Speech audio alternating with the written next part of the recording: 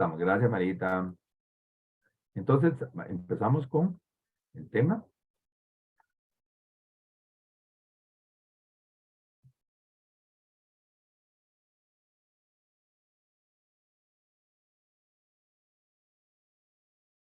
Entonces, como les decía, vamos a ver un poquito sobre terapia, sobre acompañamiento y sobre coach. Entonces, empecemos con la entrevista. Una entrevista es una conversación seria, con un fin determinado, distinto al simple placer de conversar. Hay entrevistas que nos van a servir para recoger datos, hay entrevistas que nos van a servir para informar, hay entrevistas que nos van a servir para motivar y hay entrevistas que también podemos utilizar los tres elementos.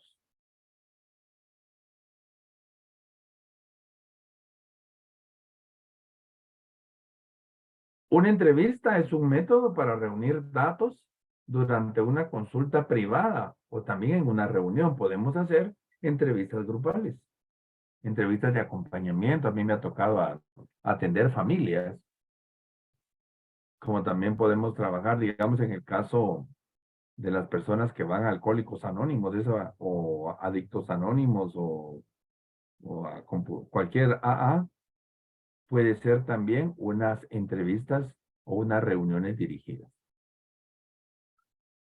¿Qué sucede en las entrevistas o en las reuniones?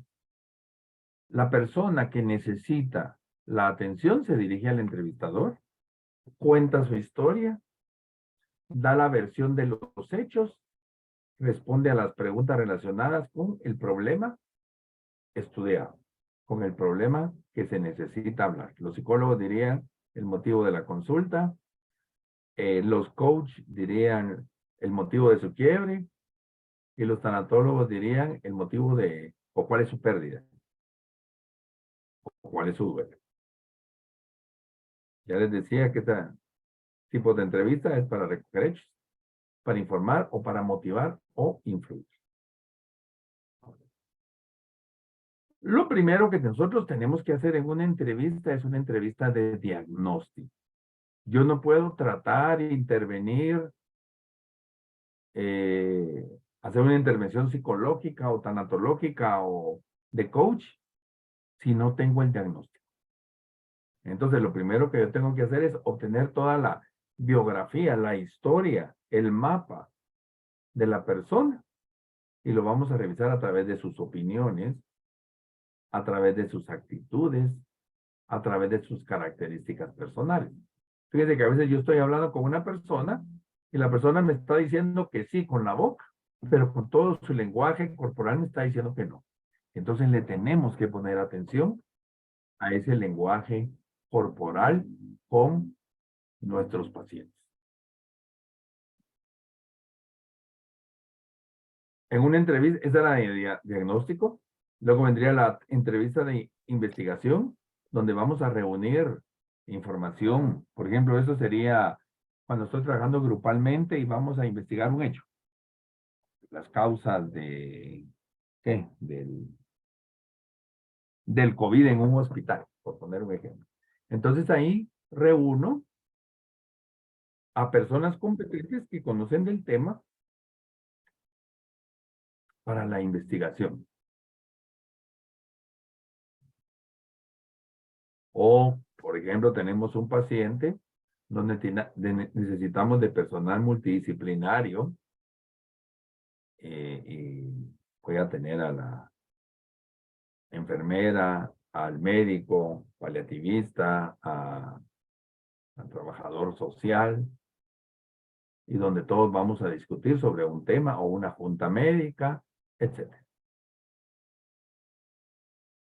Ahora, las entrevistas pueden ser altamente estructuradas, semiestructuradas, abiertas, libres, no estructuradas, y están las entrevistas vivenciales o narrativas. Haciendo un poquito de propaganda a nuestro congreso que tendremos dentro de 3 semanas, voy a participar yo con el tema de la entrevista narrativa como una forma de intervención. Entonces veamos cada una de las entrevistas. Si voy muy rápido, por favor me detienen y me preguntan por cualquier duda que tengan. Una entrevista altamente estructurada o estructurada es casi que fuera un cuestionario, es como una encuesta. Se plantea una serie de preguntas, cuestiones establecidas con un orden fijado y respuestas limitadas. Aquí se necesita tener un esquema del investigador sobre el problema. Y las preguntas aquí, más que recoger reflexión, solamente es escuchar respuestas, atenciones. Es una intervención muy suave, perdón, una indagación muy suave, muy light. Por ejemplo, en una entrevista estructurada, que esa la tenemos que hacer en algún momento, cuál es su nombre, cuál es su edad, el motivo de su consulta, qué la trae por acá, es casada, soltera, o casado, soltero. Eh, a veces pasa, por ejemplo, fíjese que tengo problemas con mi hija. Entonces, ¿cuántos años tiene su hija?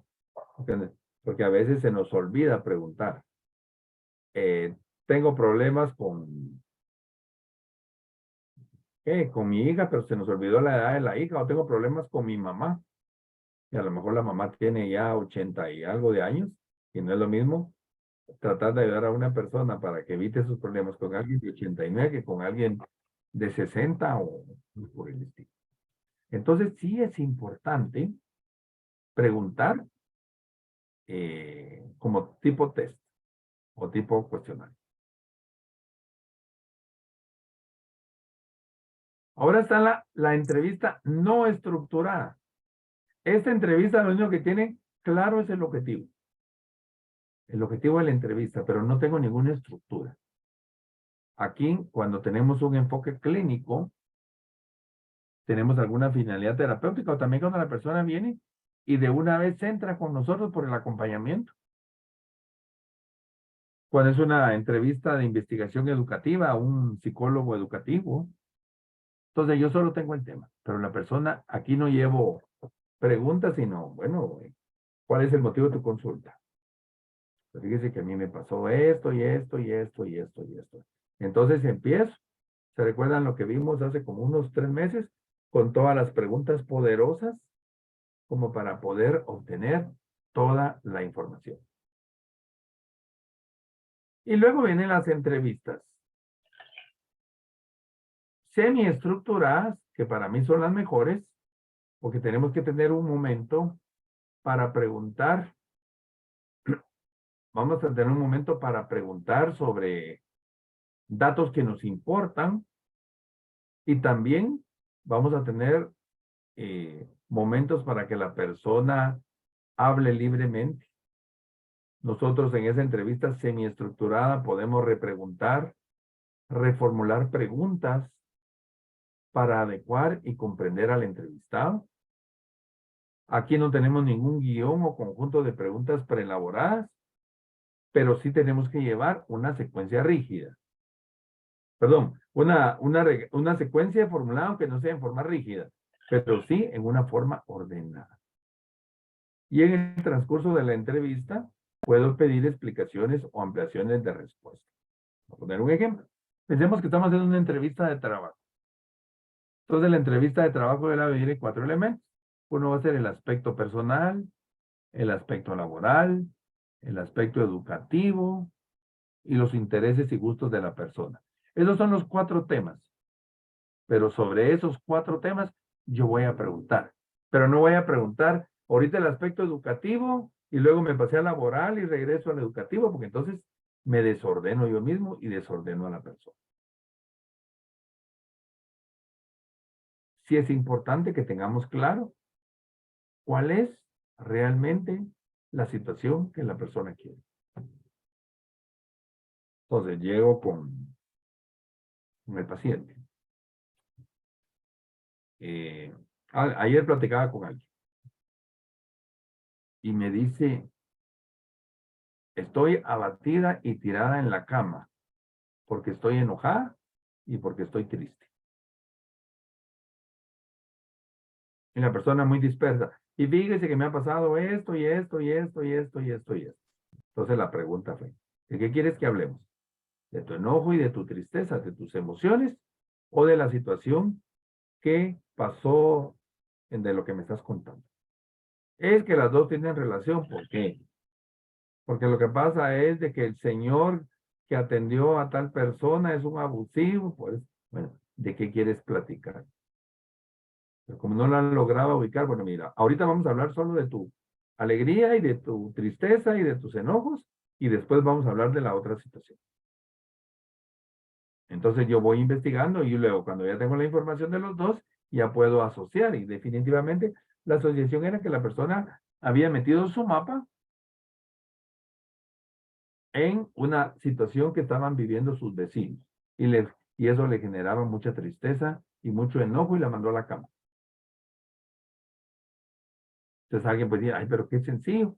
Pues sí, pero para uno, pero para ellos, eh, cada quien se ahoga en el vaso de agua del tamaño que quiere. Hay gente que se ahoga en un vaso de onza y alguien que se ahoga en un vaso de aquellos grandotes que regalaba Burger King cuando compraba unos de Coca-Cola o Pepsi-Cola, creo que era. Bueno, ¿alguna pregunta hasta acá?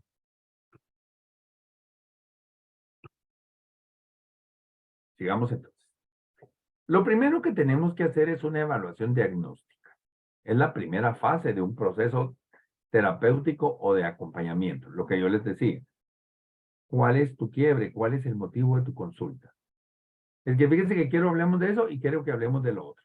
Pero a lo largo de la entrevista la persona está hablando de otra cosa, entonces nuevamente la vuelvo a ubicar. Mira, me dijiste que querías que habláramos de esto, pero me estás hablando del otro. ¿Sobre qué quieres que hablemos? Para ir cerrando. En esta evaluación diagnóstica, yo voy investigando cuáles son las condiciones conductuales, las condiciones biopsicosociales, biológicas, psicológicas, sociales, existenciales del paciente, con el objeto de obtener el diagnóstico. Aquí dice clínico, si soy psicólogo, o el diagnóstico de acompañamiento, si soy tanatólogo, para poder determinar el tratamiento que vamos a dar. Voy a dar un acompañamiento o un counseling, o voy a dar un tratamiento psicológico, voy a atender una intervención de primeros auxilios psicológicos, o voy a trasladarla a una psiquiatría. Entonces, es importante que yo conozca el diagnóstico porque con eso me va a definir el proceso terapéutico o el proceso de acompañamiento. No sé si este ejemplo ya se los puse, pues si no se los vuelvo a poner. Una vez una persona me dijo, yo ya no quiero ser víctima. Y si meto mi mapa, lo contrario a víctima, para mí en ese momento era victimario. Entonces, pero no puedo meter mi mapa y le pregunté, ¿qué quiere ser? Quiero ser protagonista. Entonces, toda mi sesión de trabajo iba a ser que la persona rompiera sus creencias de víctima para obtener nuevas creencias para ser protagonista. Pero no puedo empezar, sí, ya sé por dónde me voy a ir. No, porque cada persona es un mundo. Y también cada persona ante una pérdida va a vivir de diferente manera.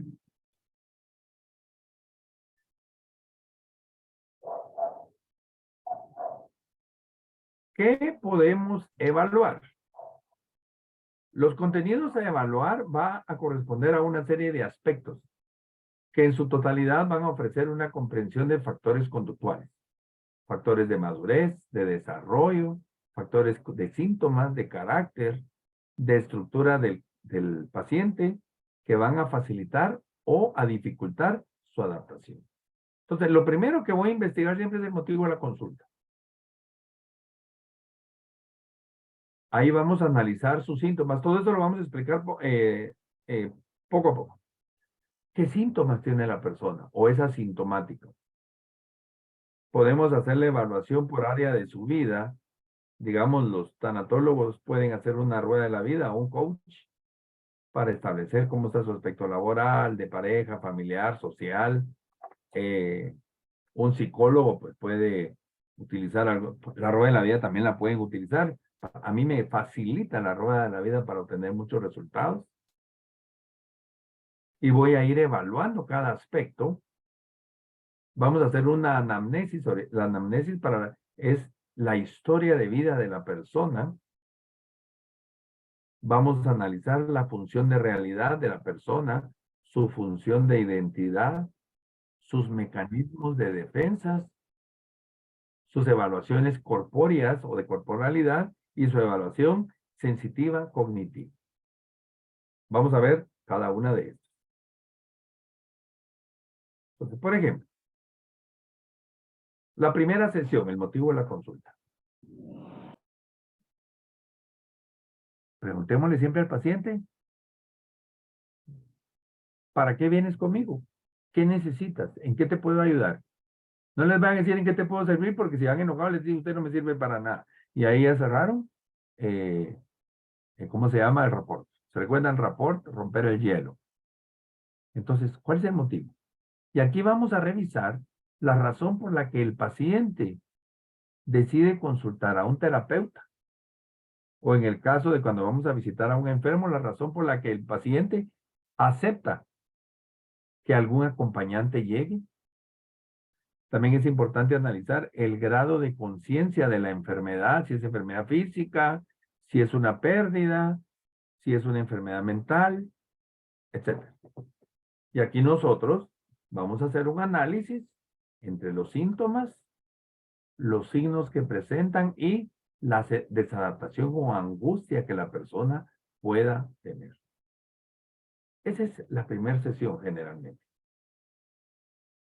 Puede ser que en la primera sesión avancemos también a analizar un poquito de su historia de vida. ¿Alguna pregunta hasta acá?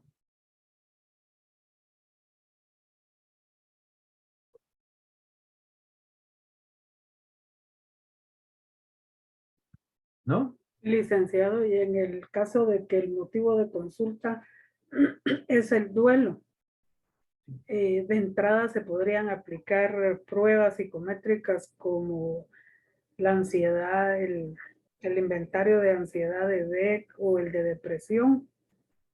Primero, digamos, si entramos de una vez con pruebas, puede ser que la persona, digamos, tú eres psicóloga, ¿verdad, Olivia?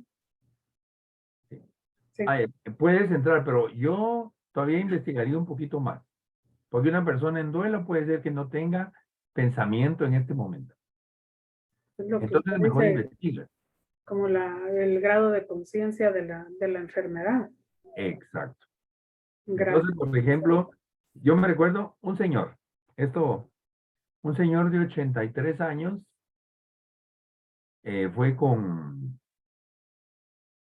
le salió problemas en la piel, le dio psoriasis, pero y aparte del psoriasis, le dio también herpes por nervios, el señor de 83 años.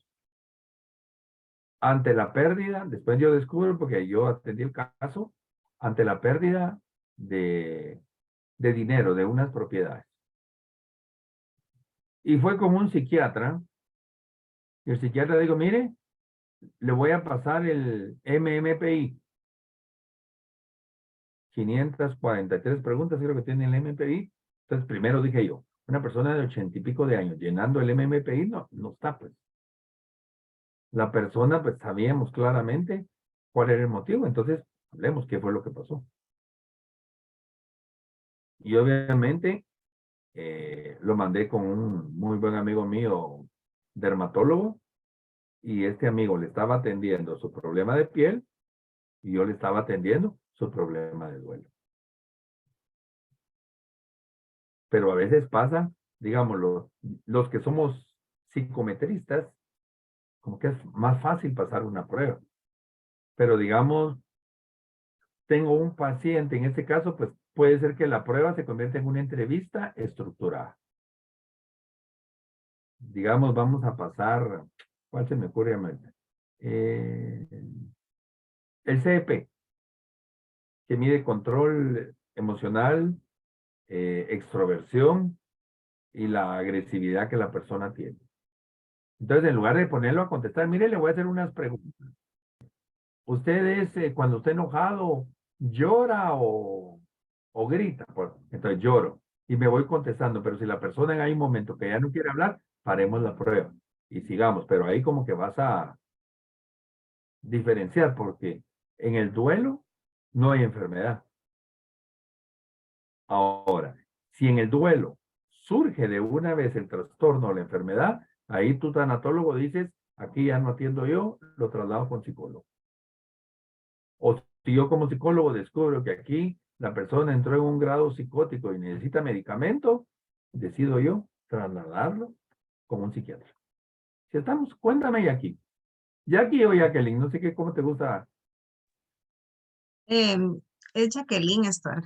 Ah, Jacqueline, ah, excelente. Venga, Ajá, gracias.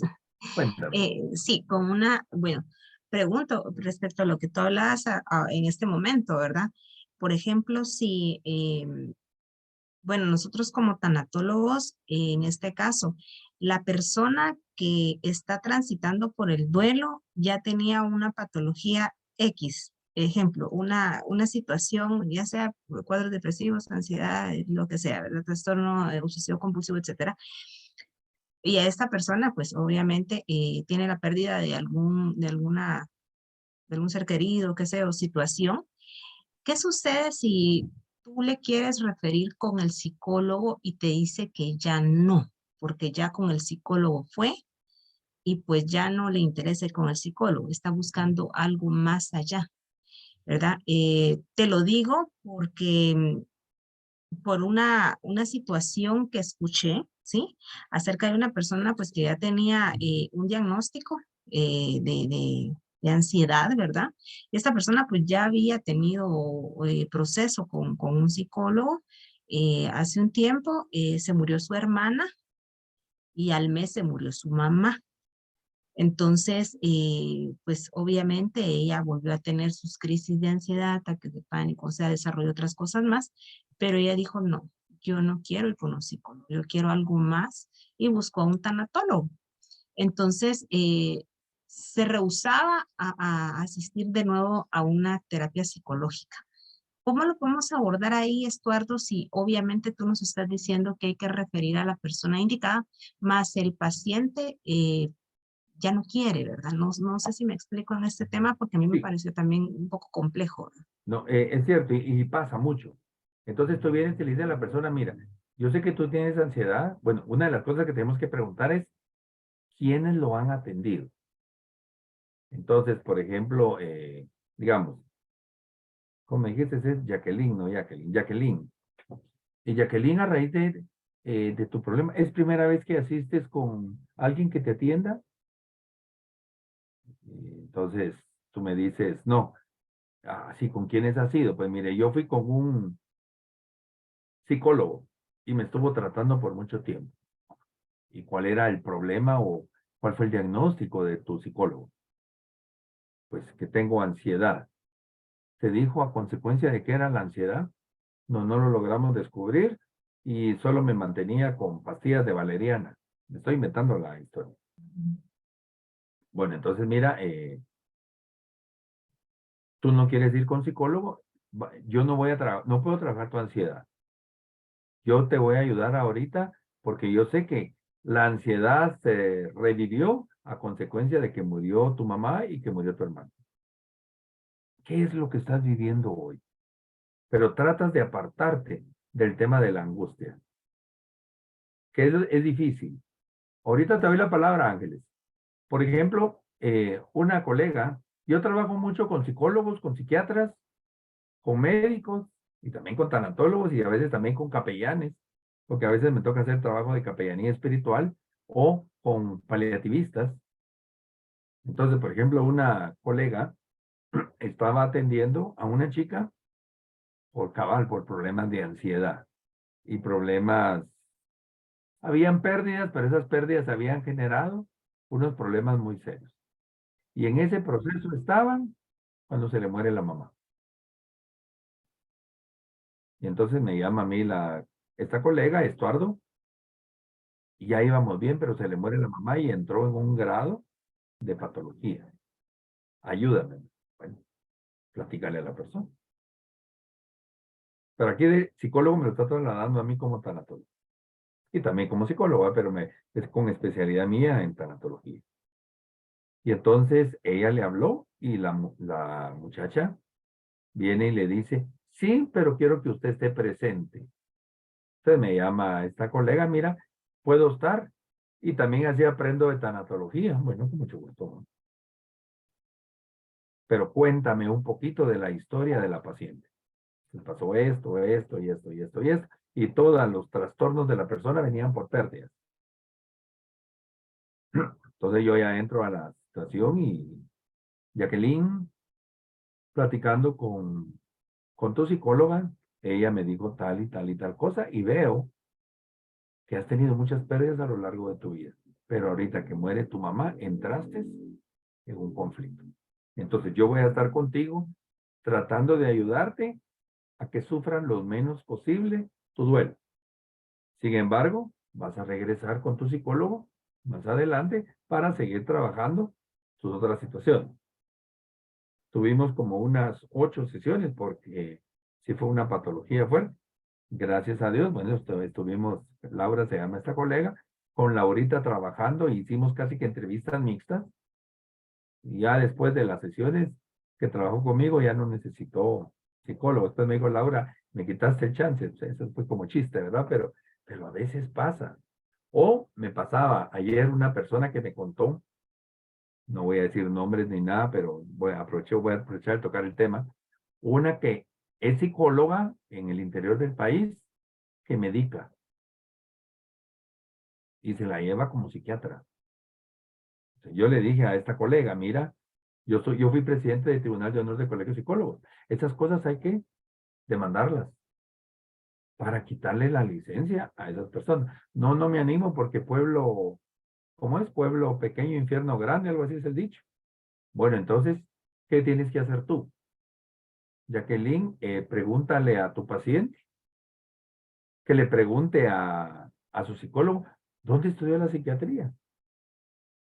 Para que ella sea la persona a la que yo no voy a decir, como Ángeles está levantando la mano, ¿verdad? Ahorita te va la palabra, Ángeles. Entonces no voy a decir, mira, Ángeles no es psicóloga. No, porque voto a la persona. Pero mira, pregúntale a Ángeles dónde estudió su psiquiatría. Y ahí a la persona viene y la manda. O, ¿cuál fue el motivo? Ay, no, es que el problema es de que Ángeles, a puro tubo, quería que me tomara tal medicina. Y yo no voy a tomar medicina. ¿Se lo dijiste? No. Bueno, ¿no quieres tomar la medicina? Sí te invito a que no vayas con un psicólogo, que vayas con un médico, para que tu médico te trate y te genere medicamento. Por ahí nos podemos ir. Pero sí a veces pasa. A mí me tocó el caso de un chico transexual, era mujer, se metió a estudiar psicología. Y parte de su pérdida, ¿dónde la desquebrajé a la pobre? Cuando yo vine y le pregunté, mira, ¿cómo manejas tu periodo menstrual?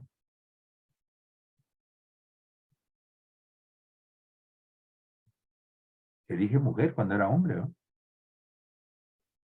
Sí, es que yo por eso ya no voy, porque todo el mundo me pregunta lo mismo. Bueno, pero ahí está el problema.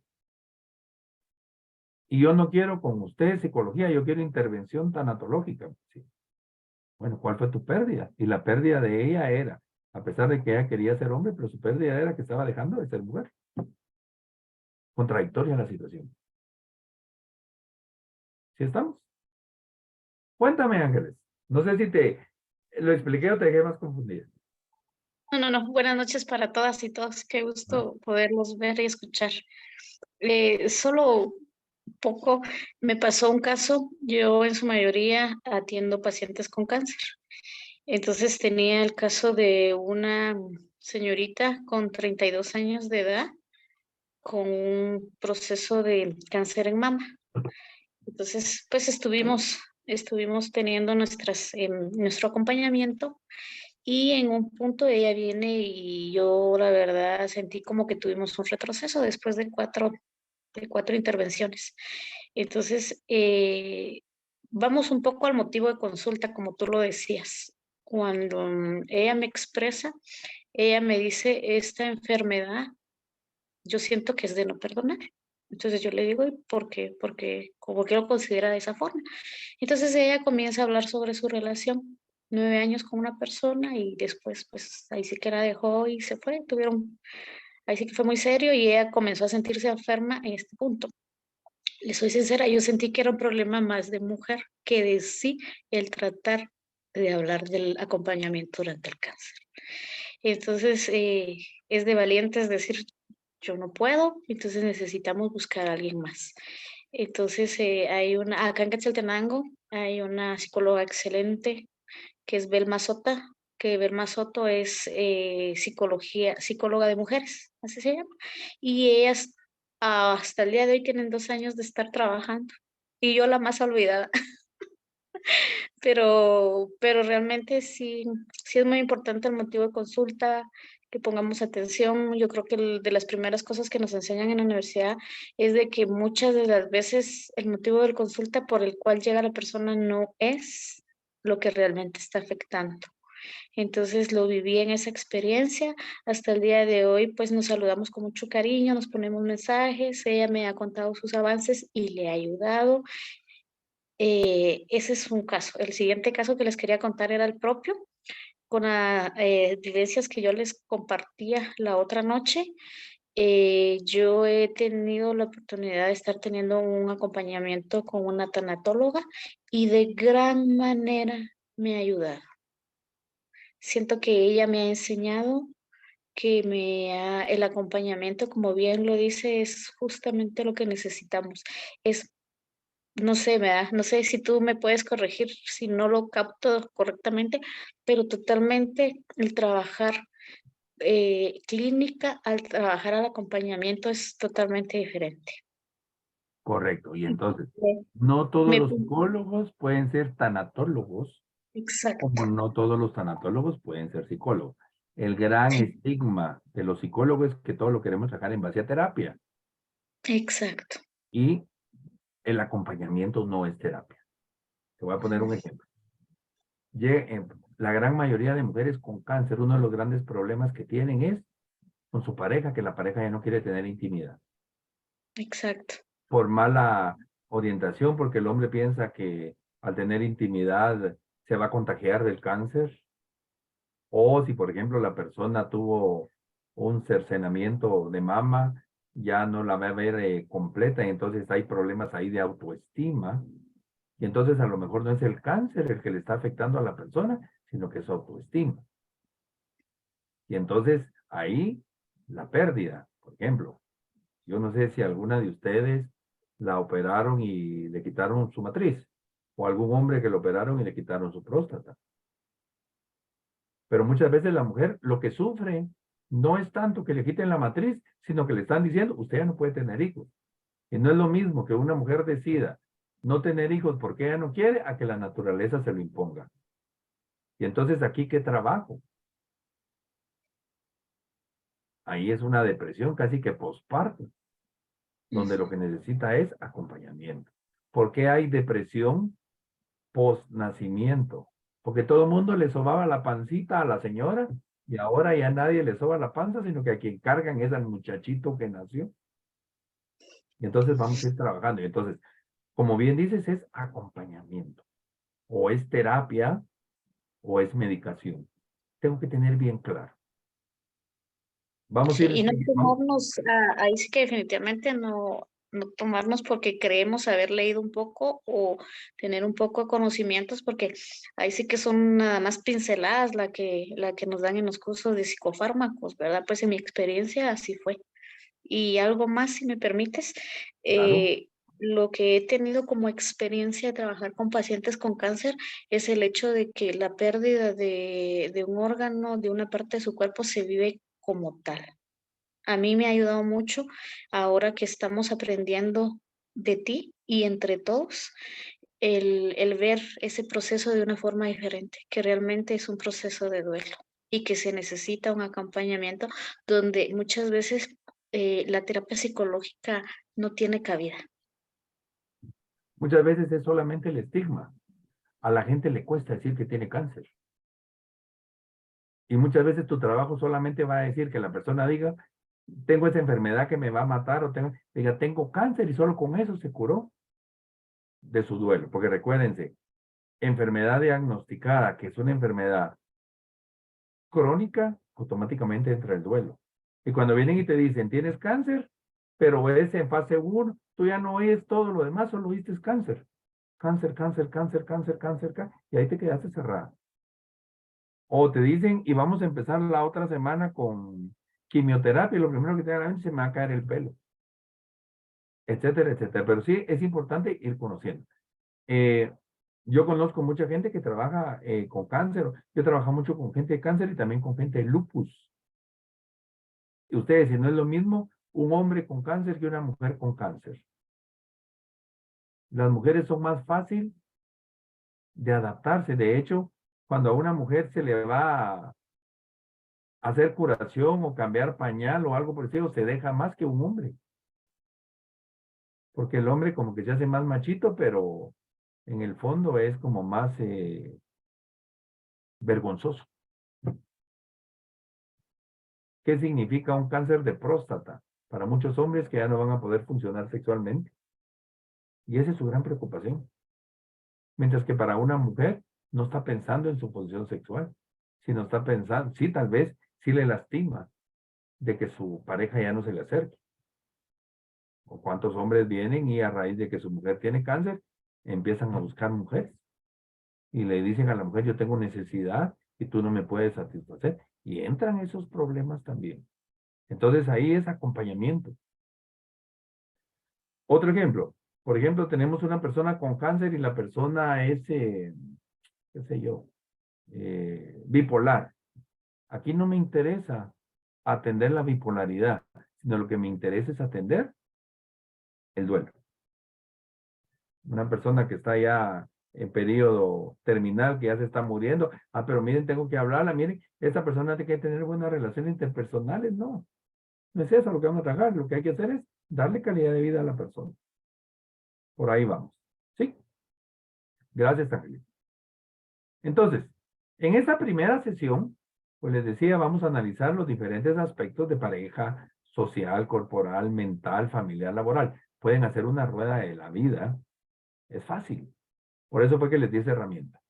Y vamos a analizar todos los aspectos en cuanto al logro, en el aspecto de pareja, en el aspecto mental, en el aspecto familiar, laboral, etcétera, y también su goce creativo. ¿En qué consiste eso? El logro se refiere al cumplimiento de esas señales relacionadas con el área de vida y la etapa vital del sujeto que corresponde a su madurez. Y el goce creativo se refiere a la capacidad de disfrutar los logros alcanzados de su gozo, pero es un gozo para mantener mi status quo diferente a un gozo adictivo. Entonces, por ejemplo, veamos, tu vida laboral, ¿cómo está? Pues mire, mi vida laboral, yo trabajo y hago esto y y su goce, ya no soporto trabajar. Entonces, tu logro ya los alcanzaste, pero tu goce no. Ahí hay un duelo. ¿Cómo está con tu vida personal? Pues he logrado muchas cosas, pero empiezo a tener ya achaques, ya no puedo caminar mucho, ya. Entonces, ¿qué decisiones vas a tomar? Aquí no hay enfermedad, sino que solo es tomar decisiones. ¿Quieres renunciar? ¿Quieres jubilarte? No, no estoy preparado para eso. ¿Quieres que trabajemos tu proyecto de jubilación? Entonces ahí entro a un acompañamiento, a un counseling. Hay personas que, por ejemplo, ayer una señora de la tercera edad se iba a tirar en el puente del incienso. No sé si supieron ese caso. ¿Por qué? Porque la persona se siente inútil. Ella quiere seguir trabajando porque su programación de vida fue en función de trabajo. Pero aquí entró ella en una depresión no atendida, y entonces ahí sí hay que trabajar. En un momento sí hay que tal vez medicar para tranquilizarla. Imagínense a este muchacho que le dieron 50 años de cárcel ayer porque mató a la esposa, aunque sea lo que se les venga a la mente, pero ¿Qué sentirá él saber que va a estar 50 años preso? ¿Qué le dolerá más? ¿Los 50 años de preso, que lo hayan descubierto culpable, lo que le vaya a pasar en la cárcel? Entonces todo eso yo lo tengo que conocer para ir analizando, porque con esta persona, alguien me diría, ay, no parece, hay que mire a ver qué hace, no la tenemos, pero si piden acompañamiento, a esta persona hay que enseñarle a aprender a vivir sin libertad, porque sus 50 próximos años va a estar ahí. Lo más seguro es que su muerte va a ser ahí, en la cárcel. Y no es lo mismo preparar a alguien que va a morir en el hospital, o que va a morir en su casa, o que va a morir en la cárcel. Entonces ahí vamos conociendo. En la segunda sesión, a veces en la primera sesión, vamos a analizar la anamnesis. ¿Qué es anamnesis? En términos psicológicos, la anamnesis es la historia familiar, la historia personal, los mitos, la historia de vida de la persona y sus hitos o momentos más importantes desde que nació hasta su pubertad. Yo le puse 2 anamnesis. Puede ser que lo hagan todos de una vez, pero muchas veces solo en la historia familiar se nos puede ir una sesión. Nacimiento, pérdidas en la infancia. ¿Se recuerdan lo que mirábamos la semana pasada? Aquellos ciclos pendientes que mi papá no dejó que yo aprendiera a manejar bicicleta y desde ahí soy un inútil. O en la pubertad que perdí una relación o inadecuación de mi cuerpo con mi edad, etc. Entonces por ahí pueden surgir trastornos como pueden surgir pérdidas para ver si vamos a acompañar. Y una anamnesis 2 que pongo que sería la adolescencia, la adultez, la tercera edad y la cuarta edad. ¿En qué momento la persona ha sentido que se ha deteriorado? Y puede ser que la persona tuvo pérdidas y fue con psicólogo en la adolescencia y no le funcionó y nunca más vuelve a tener. Y en la tercera edad ya no quiere ir con el psicólogo, como bien decía Jacqueline, sino que quiere que lo atienda otro tipo de persona. Entonces hay que descubrir también sus experiencias pasadas y darnos tiempo para que la persona me cuente. ¿Alguna pregunta hasta acá?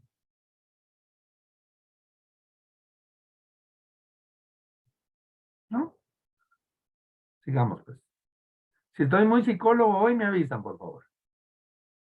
Luego, vamos a analizar estos durante la entrevista. Esta ya puede ser una segunda o tercera sesión. Pues, entrevista clínica, ¿se recuerdan? Trastornos, terapia, entrevista de acompañamiento. Vamos a descubrir la función de identidad, la función de realidad, los mecanismos de defensa, la evaluación de la corporalidad. Ahorita voy, Dulce. Y la evaluación del pensamiento de mi paciente o de mi acompañado. Cuéntame, Dulce. Buenas noches. Hola. Solo quisiera hacer una consulta. Ujú. ¿Hay algunos puntos claves o algo que nosotros debamos identificar para saber en qué momento dejar de dar acompañamiento y enviar a esta persona con un profesional? Ahorita lo vamos a ver. Gracias. Vamos a empezar a ver. Entonces, por ejemplo, vamos a ver la función de identidad. Cuando vamos a descubrir la identidad de la persona, vamos a revisar la estructura mental que la persona tiene de sí misma. Características positivas y negativas, si es una persona coherente y consistente históricamente. Aquí vamos a analizar preguntas básicas como nombre, edad, nacionalidad, sexo, a qué se dedica. Analizar rasgos caracterológicos, no caracteriológicos, no es caracterológicos. Sus afines complementarios y propios de la organización de su personalidad o la capacidad que la persona tiene para ofrecer una imagen integrada de las características de personalidad. En palabras comunes, lo primero que tengo que ver es si la persona sabe su nombre o no.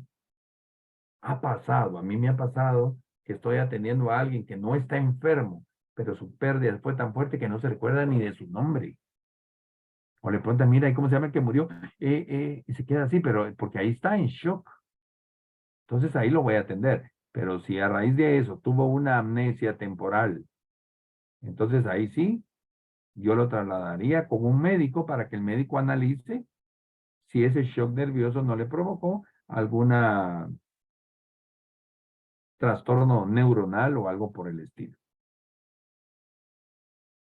A veces vienen, ahorita voy, Dulce. Ahorita, a veces vienen y, por ejemplo, la persona te está contando su historia y te dice, es que mi mamá acaba de fallecer y tal vez la mamá falleció hace 4 años. Entonces ahí sí ya necesita un acompañamiento o una terapia más, un poquito más delicada. Cuéntame, Dulce. Con todo esto de la parte virtual que estuvimos viviendo y que todavía seguimos viviendo, ¿hay alguna tendencia o hay algún inconveniente con las personas que no quieran dar su nombre, que quieran permanecer anónimas hasta sentirse más cómodos? A veces pasa. A mí me pasó, por ejemplo, el caso de un muchacho que le mataron a su mamá. Y él estaba tan temeroso y me dice, no le voy a dar mi nombre, ni voy a aparecer en pantalla, porque a lo mejor usted puede ser el asaltante o el que mató a mi mamá. Imagínate ese shock. Me tocó atender a él, a 2 hermanos más y al papá. Y después involucraron a la abuelita, porque la abuelita, después de vivir sola, ella se convierte como en la nana de sus 3 nietos y de su esposo. Bueno, con la señora, pues, como estábamos en el periodo inicial del COVID, con ella costaba hablar porque como no manejaba las redes sociales, siempre estaba el hijo escuchándola. Había momentos que yo le decía al hijo, aléjese porque quiero hablar pero el hijo estaba, una parte era porque estaba pendiente de lo virtual, pero otra parte quería saber qué estaba pasando. Pero sí vamos a encontrar, sobre todo con adolescentes o con personas mayores. Me tocó atender el caso con una señora con cáncer. El cáncer lo tenía aquí en la nariz. Y obviamente perdió la nariz y tenía el gran espacio. Ella no quería que la viera. Y como virtualmente uno se imagina de lo que está viviendo y también no se ve la corporalidad.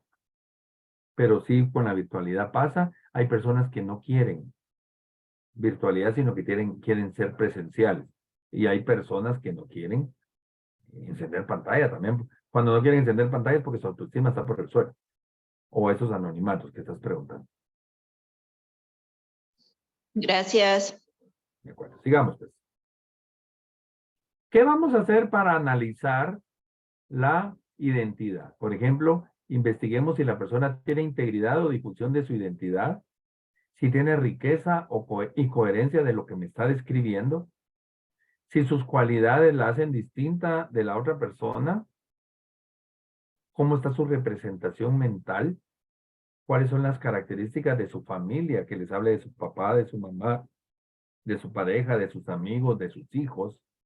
Me tocó atender el caso de una persona que era cual robot, ¿verdad? Si alguien lloraba, esa persona lloraba, que si alguien reía, esa persona reía, pero su reacción era como muy repetitiva, muy de copia. Entonces ahí había un problema, la persona estaba en shock. Pero al analizar, la persona que se murió, esta persona era súper codependiente de la persona que murió. Y ahí apareció un trastorno de bipolaridad. Se trabajó el caso con la persona, pero inmediatamente yo sí la trasladé, ahí la trasladé con un psiquiatra. Porque la persona ya tomaba medicamentos. Medicamentos, es una persona hipocondríaca que si la familia estornudaba, esa persona estornudaba, que si la familia estaba con diarrea, esa persona le daba diarrea, etc. Entonces ahí sí a una hipocondriasis trasladada hacia alguien que medicamente o que medique. Luego viene la función de la realidad. Ya vimos la identidad. Ahora la realidad. ¿Qué tanto la persona vive su realidad en cuanto a yo? O sea, el paciente con su no yo, el paciente con su grupo cercano, el paciente con los demás, el paciente con los objetos, el paciente con su mente, el paciente con su cuerpo, con su tiempo, con su espacio. Si la realidad se perdió, ahí entro en una psicosis directamente para psiquiatría. Si hay una pérdida tal vez de uno o dos de estos elementos, los primeros, pues ahí puede ser que sea por pérdida. O a veces aquí aparecen también situaciones de, vamos a ver en un momentito, los mecanismos de defensa. Como una persona, a raíz de lo que pasó, me apareció el odio que le tenía a la otra persona y ese odio hace que yo ya pierda la realidad con esa persona y entre en algún trastorno psicológico. Ahí ya no es duelo, sino que ahí ya sería terapia. ¿Alguna pregunta?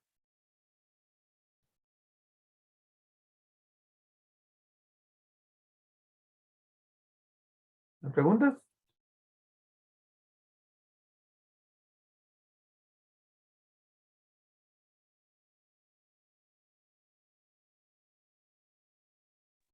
Perdón que me estaban hablando. ¿Algún comentario de esto de la función de la realidad? Porque esto sí es clave. A veces pasa que la persona, por ejemplo, con alguien que está viviendo una demencia senil o inicia un Alzheimer, y la persona pierde temporalidad o pierde espacio. Entonces ahí, por ejemplo, con una persona con Alzheimer, tratamiento psicológico aquí ya no hay, ni psiquiátrico.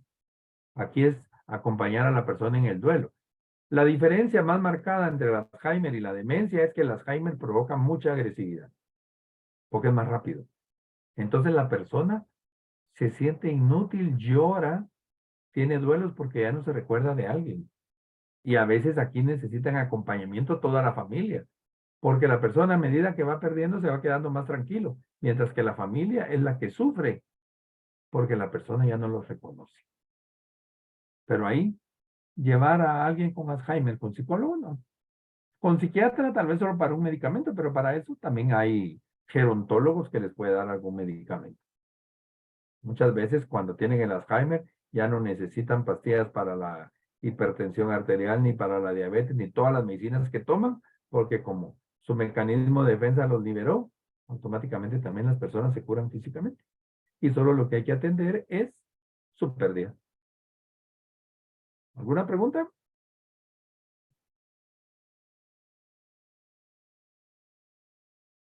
Para entender o para evaluar la función de realidad, debemos observar la coherencia o la incoherencia de la conducta del paciente.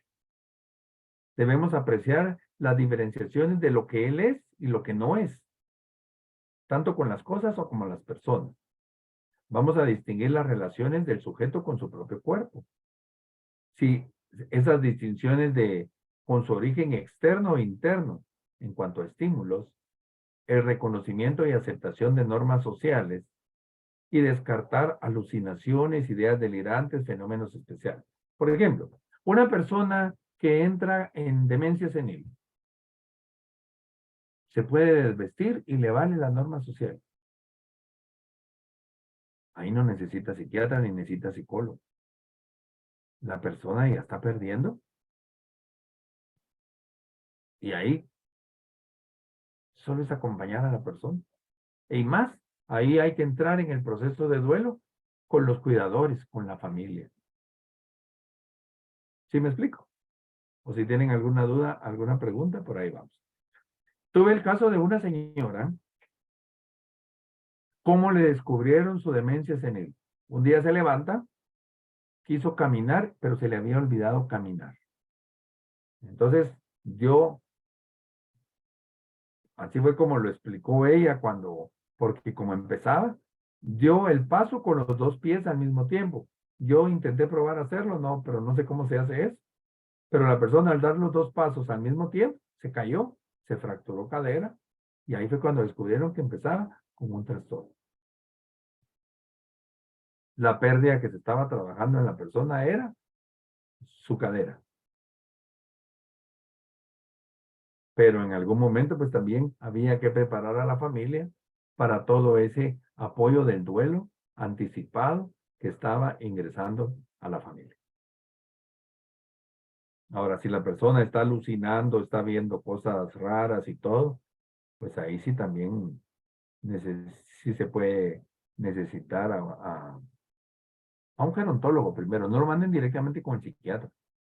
Conozco una señora de 105 años, que ahorita ya entre sus 105 años,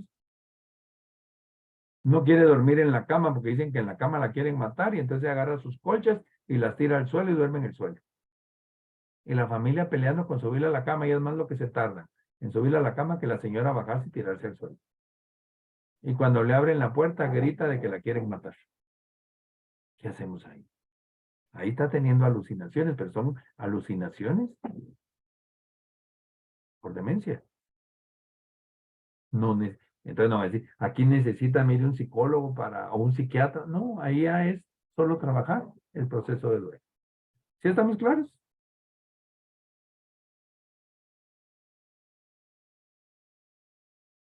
Sí, gracias. Ahora vienen los mecanismos de defensa. Estos son los recursos psicológicos defensivos por los cuales la persona busca minimizar su angustia a través de formas de defensa. Son como amortiguadores psicológicos. Son barreras que permiten rechazar ciertos impulsos y solucionar conflictos internos, externos y ambientales. Entonces, a veces hacemos cosas para minimizar sufrimiento, como una evasión, como una negación. Esto permítame un momento.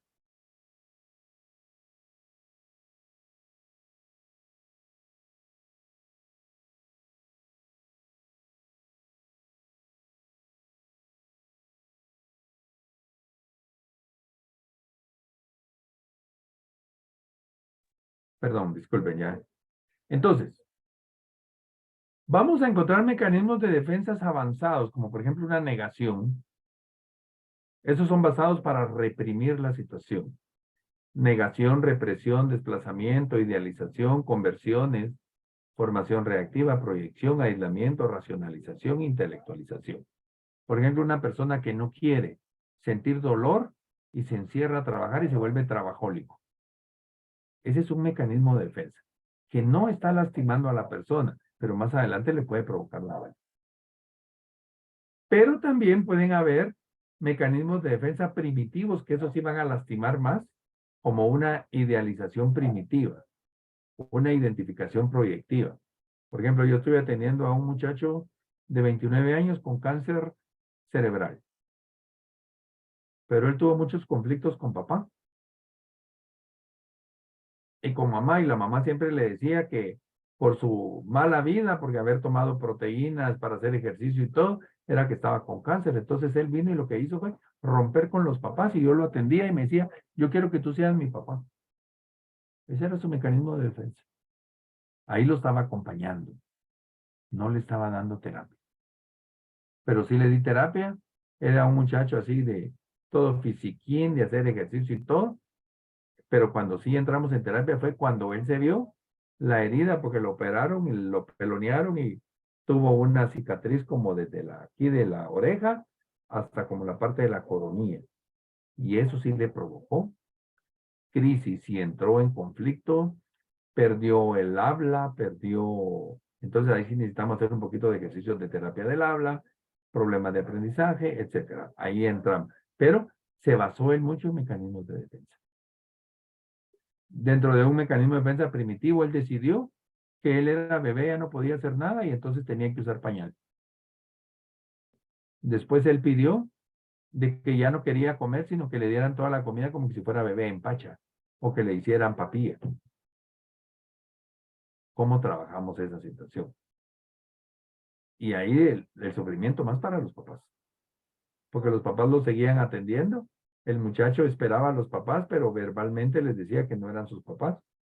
Pero no verbalmente necesitaba que estuvieran sus papás y los buscaba constantemente hasta que falleció. Ahora vamos a analizar la evaluación de la corporalidad. Y aquí vamos a revisar, por ejemplo, dentro del aspecto sistémico, cómo están los hábitos de sueño de la persona. Cómo duerme,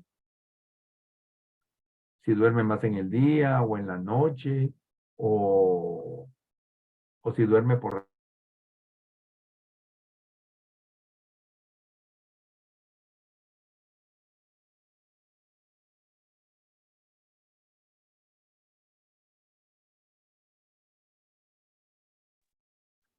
Cuéntame, Ángeles.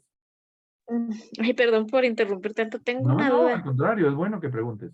Gracias. Cuando en el discurso, en la entrevista, tiende la persona a mentir, a decir mentiras, ¿eso es un mecanismo, se puede considerar un mecanismo de defensa? Sí, y tienes que confrontarla. Ángeles, en un momento me decías de que no te dan de comer y ahora me estás diciendo que te dan mucho de comer. Ujú. ¿Me puedes explicar eso? Sí. Es que lo que pasa es de que no me dan de comer porque siempre me dan comer pollo y yo detesto el pollo. Ah, ese es. Entonces ahí ya viene y te da otra cosa. O a veces vienen, por ejemplo, esto pasa mucho No. con personas que se empiezan a perder su identidad. Es que miren, no me cuidan, no me quieren, no esto. Entonces preguntas, ¿en qué te basas, Ángeles, para decirme que no te quieren? Es que mire, siempre me viven tapando. ¿Preferirías que no te tapen? No porque mucho frío. Bueno, entonces, ¿qué pasó? Es ir confrontando. Y ahí vas a hacer entrevista más narrativa. Porque muchas veces la persona no es que esté mintiendo, sino que lo que necesita también es que lo atiendan demasiado. El famoso chantaje emocional. Pero también es bueno preguntarle a la familia. Y a veces la familia es que miente y no es que esté mintiendo, sino que es la familia la que te está mintiendo también. A veces tenemos que integrar a la familia. ¿Sí? Muy bien. Gracias. Es bueno también analizar cómo están sus hábitos de alimentos. A veces ya no quieren comer, pero a lo mejor no quieren comer porque tienen problemas con una muela. Y entonces, las personas, a medida que se van deteriorando físicamente, por ejemplo, se pierden las papilas gustativas. Antes teníamos, no sé, 400 papilas gustativas y ahora tal vez ya solo tenemos 60. Entonces los sabores se van perdiendo.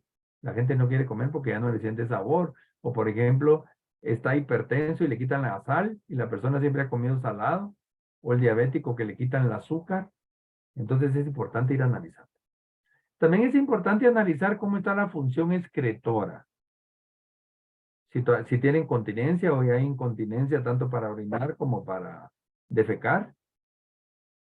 También es importante analizar su corporalidad sexual, cómo está su funcionamiento sexual. Que a veces pasa que se aprovechan de toda la enfermedad para evitar sexo o para buscar sexo. Es importante conocerlo. Entonces, obviamente, si la persona tiene problemas en cuanto a función excretora, ahí hay que llamar a un médico, un internista. ¿Cómo está con sus alimentos? Ahí podemos buscar a una nutricionista, nutricióloga, le decía así, pues eso no existe. Si tiene problemas para dormir, entonces ahí sí hay que decirle al médico, mire, médico, medique. No medique, el doctor no duerme. Tal vez ahí sí es bueno generar alguna medicina o algo por el estilo, pero yo no puedo medicar. Ya que analicé lo sistémico, voy a analizar también lo estructural, cómo está la característica corporal. Por ejemplo, una persona que le amputan una pierna. Hay que revisar cómo va su pierna, si ya logró hacer callo, si tiene dolores, cómo está el dolor fantasma, o la persona ya no puede caminar, etcétera. Si por ejemplo, cáncer mamario y le quitaron un seno, pero sigue teniendo problemas debajo de la axila porque a lo mejor ya hay problemas linfáticos, etcétera. El genotipo, si es por herencia, por ejemplo, una persona que tiene hemofilia, la hemofilia la transmiten las mujeres, pero solo los hombres la sufren. O en el caso, por ejemplo, un niño con trastornos de personalidad, síndrome de Down, problemas de aprendizaje, que también alguien con síndrome de Down es un duelo para la familia. O fenotípico, si es, por ejemplo, una persona, fenotipo es el ambiente, una persona que tiene enfisema pulmonar, aquellas señoras que trabajan en las tortillerías con leñas, o persona que ha fumado toda la vida, o personas que han tomado, etcétera. Y entonces vamos a hacer una evaluación estructural y esa evaluación bioanalítica hay que preguntarle a la persona si se ha hecho exámenes o no. Si ha hecho exámenes de laboratorio, cuándo fue la última vez que la vio un médico, etc. A nivel funcional, vamos a revisar si hay ausencia o presencia de enfermedad. A veces las enfermedades son asintomáticas. Conocí el caso de una señora que le descubrieron cirrosis ya en una fase terminal. La persona no tomaba medicamentos, no fumaba, no tomaba licor, nada. Se le arruinó el hígado de un solo. Entonces el doctor le hizo un examen y dice, mire señora, usted tuvo una hepatitis. Nunca tuvo hepatitis. La persona vivió sin síntomas de enfermedad. Y también dentro de síndromes, la palabra síndrome es conjunto de síntomas. Si son síndromes emocionales que se llaman alexitímicos o si son síndromes psicosomáticos. Todas las enfermedades psicosomáticas como gastritis, colitis, asmas, estreñimiento, etcétera. Que a veces el estreñimiento no tiene nada que ver con la enfermedad. Pero se descubrió que es por el medicamento que está tomando o por la comida que está comiendo. Porque a veces al enfermo le dan sopitas, pero no hay nada de fibra. Entonces, al no haber nada de fibra, sus intestinos se pierden movilidad. Entonces, eso es importante irlo preguntando. Y ahí yo voy descubriendo, pero esta persona ya a nivel sistémico ya ahí necesita médico, o a nivel estructural ya necesita médico, entonces ahí yo decido, yo ya no sigo, sino que lo traslado con una persona. Luego viene también la evaluación del pensamiento. Dentro de la evaluación del pensamiento vamos a revisar cómo está su proceso cognitivo básico y sensorial. Por ejemplo, cómo está su velocidad de pensamiento, qué tanto asocia, cómo está la estructura de su pensamiento. A nivel funcional, qué tan atento, qué tanta percepción, memoria o concentración tiene. O también cuántos delirios pueda tener la persona, alucinaciones, lenguajes agresivos. Muchos enfermos se vuelven agresivos. Y no lenguaje vulgar, sino lenguaje ofensivo. Ecolalias que están repitiendo lo mismo constantemente. Entonces también ahí voy analizando. Si es delirio, puede ser por una medicamento. Por ejemplo, una persona que acaba de salir de una operación, la anestesia le pudo provocar delirios o alucinaciones. 2, 3, una semana. O regresamos, o no puede dormir. Entonces ahí no necesita un psiquiatra, pero el médico le puede generar un Dormonoc, por poner un ejemplo, que es para dormir, o simple y sencillamente le puede mandar un analgésico muscular, un metacarbanol o algo por el estilo. O si la persona es, por ejemplo, una persona adicta, está metido en drogas y está dejando, pues obviamente sus fenómenos especiales van a ser muy fuertes, que no forzosamente va a necesitar psiquiatra, sino que solo manejar el síndrome de abstinencia lo puede acompañar un tanatólogo o también lo podemos trasladar a un psicólogo. Inclusive también lo podemos trasladar a un psiquiatra. ¿Alguna pregunta hasta acá?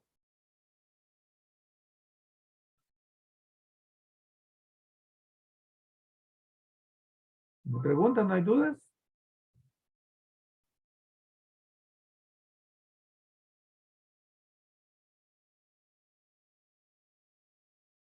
Bueno, sigamos. Luego, los recursos del terapeuta. ¿Qué necesitamos como terapeutas? Primero, acompañante, psicólogo, lo que sea. Rapport y empatía. Tenemos que sintonizar con mi paciente y esa sintonía es empatía espiritual, empatía física, empatía afectiva, empatía cognitiva. Si la persona dice que le duele, le duele. Si la persona dice que es culpa de Dios, pues, ¿quiénes somos nosotros para decirle que no es culpa de Dios? Es escuchar a la persona.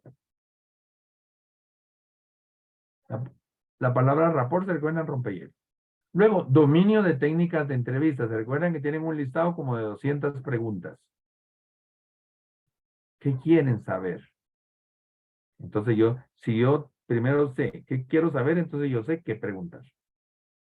Luego, conocimientos de sistemas diagnósticos. ¿Cómo diagnosticar? ¿Cómo diagnosticar? Un tanatólogo, descubrir cuál es el logro, el objetivo que la persona quiere, un tanatólogo, cuál es la pérdida, un psicólogo, cuál es la enfermedad o el trauma, y un psiquiatra también, cuál es la enfermedad o el trauma. Y luego tenemos que conocer los psiquiatras, los psicólogos, modelos psicopatológicos.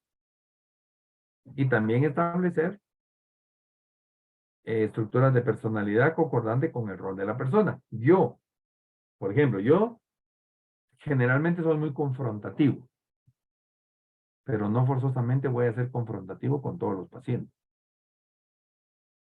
Ahora, ¿quién era Ángeles? Creo que dijo, ¿qué pasa si mienten? Yo sí soy muy confrontativo en la mentira. Hay personas que no. Hay personas que solamente señalan o clarifican. Pero es importante que vayamos definiendo. Y no puedo, así como no puedo ser la misma persona en diferentes pacientes, tampoco me puedo casar solo con una técnica psicológica.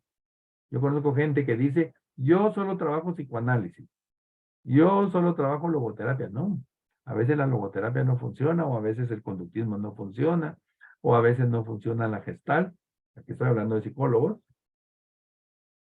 En el caso de coach, a veces un tipo de acompañamiento no funciona, voy a meterme a otro. En el caso de la tanatología, pues me voy a investigar si es pérdida, si es duelo, etc. Es ir conociendo y ver cómo voy actuando con mi paciente. Ya que tengo estos recursos, lo primero que tengo que tener es mi hipótesis, mi diagnóstico. No puedo tirarme al tratamiento si no tengo un diagnóstico. Entonces tengo que conocer si la persona está teniendo alteraciones, disfunciones, trastornos, síndromes, reacciones, enfermedades, etc.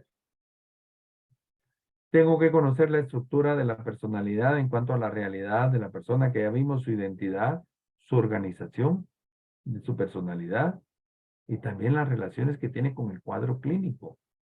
A veces pasa, me ha pasado muchísimo, que los médicos dicen, esta persona no sé por qué está viva, si su condición física diría que debiera estar ya muerta. Yo conocí una señora que pasó 2 años, los médicos decían, no sabemos cómo esta señora está viva. Tiene 2 años de que para nosotros ya, la señora estaba viva. Y también he conocido casos de personas que dicen, pero si ni siquiera le hemos hecho nada, y de una vez se murió. Es parte también, parte del duelo. Imagínense, yo conocí el caso de una persona, me llamó, esa persona tenía 5 o 6 hijos. Y al señor le dijeron que tenía cáncer. Él era militar. Entonces él dijo que se iba a matar, se encerró en su habitación y con la pistola.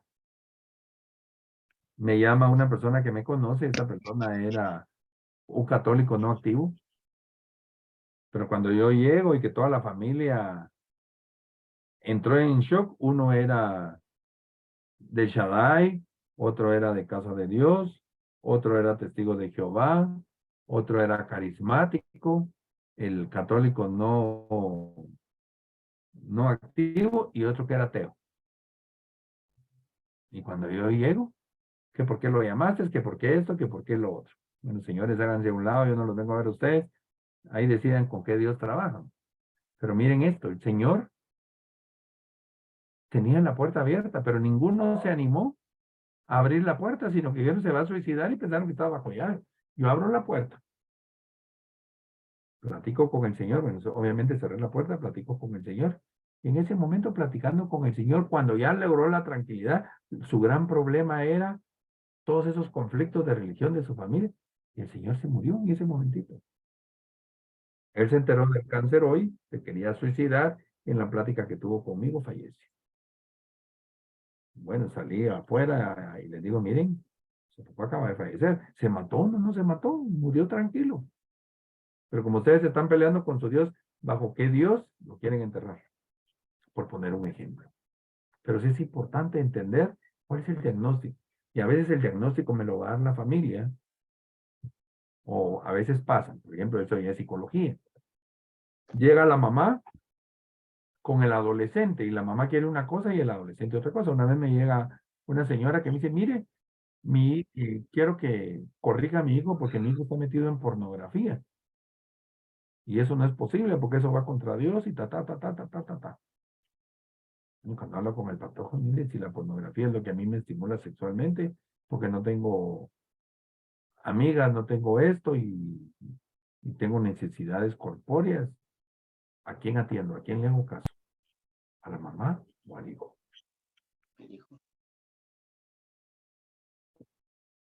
Y ahí era más platicar con los dos, ¿verdad? Nunca habían tenido una plática de una conversación de índole sexual, nunca la habían tenido. A la señora le da vergüenza y al patojo le valía el mundo lo que estaba viviendo. Entonces les digo, es un tema, o a veces pasa todo lo contrario. La mamá quiere hablar, le conocí el caso de una muchacha que su hija quedó embarazada y la reacción de la mamá fue pegarle. Y le dice, hija, yo te llené el botiquín de métodos anticonceptivos.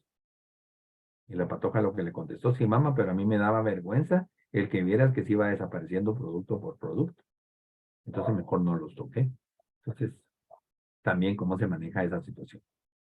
Hipótesis, tengo que tener mi diagnóstico.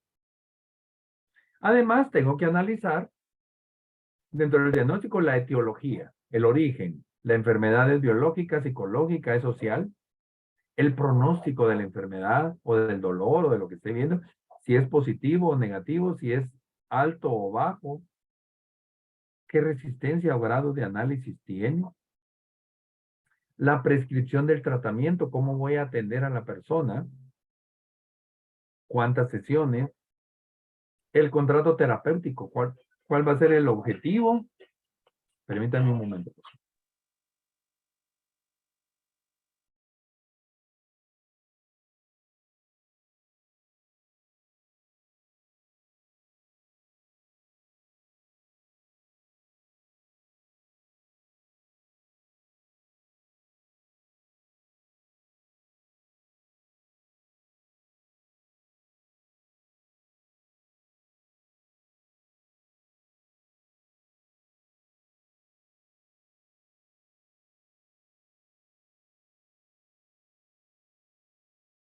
Perdón, pero era una emergencia así de una persona que quiere que atienda. Entonces, el objeto terapéutico. ¿Para qué me llamaste? ¿Para que te atienda a qué? ¿Cuáles van a ser tus deberes y responsabilidades como paciente? Y también cuáles son tus deberes y responsabilidades como terapeuta, acompañante, etcétera. ¿A qué horas te voy a atender? Te voy a atender en la tarde, en la noche, va a ser virtual, va a ser presencial. Inclusive también si se cobra o no se cobra, cuánto se va a cobrar, cómo se va a pagar, etcétera. Todo eso es parte también de nuestro diagnóstico. Perdón, Estuardo. Y cuéntame, Alejandra. Es que no sé si solo a mí, pero la presentación creo que se quedó estática. Entonces, no, creo que no vamos con la información que usted está compartiendo. Avísenme siempre, es que lo que pasa es que cuando se queda una gráfica mucho tiempo, se congela y ya no se mueve. Pero gracias por avisarme. Cuando pase Gracias. eso, por favor, avísenme. Gracias. Luego también vamos a analizar, por ejemplo, esto solo para que conozcan la complejidad del diagnóstico. Lo que alguien me preguntaba, ¿cuándo mando a un paciente? Hay que conocer la cantidad de áreas deterioradas. Imagínense una persona que tiene pérdida laboral, educativa, familiar, social, etcétera. Como que yo solo no puedo con todo eso. La presencia y cantidad de síntomas. Y también su estructura de la personalidad, que ahorita les voy a hacer un cuadrito, entre si la persona es neurótica, limítrofe o psicótica. Vean este cuadrito. Los niveles de patología. Menor patología. Un trastorno de desarrollo. Eso lo puede atender un tanatólogo, un coach. Neurosis sintomática por un síntoma lo puede atender también un tanatólogo, un coach. Neurosis de carácter simple tal vez todavía. Pero aquí de la neurosis de carácter simple, en adelante, una neurosis crónica, una neurosis de carácter crónico, una neurosis de borde limítrofe, un limítrofe en borde neurótico, allá lo atiende un psicólogo. Y si ya entramos a un limítrofe aparente, un limítrofe clásico, un problema o un limítrofe psicótico, psicosis, eso ya lo atiende un psiquiatra. Los primeros 2 o 3 lo atiende un tanatólogo, un coach. Del 4, 5, 6, 7, inclusive 8 lo atiende un psicólogo y del 8 en adelante lo atiende un psiquiatra. Porque la psicosis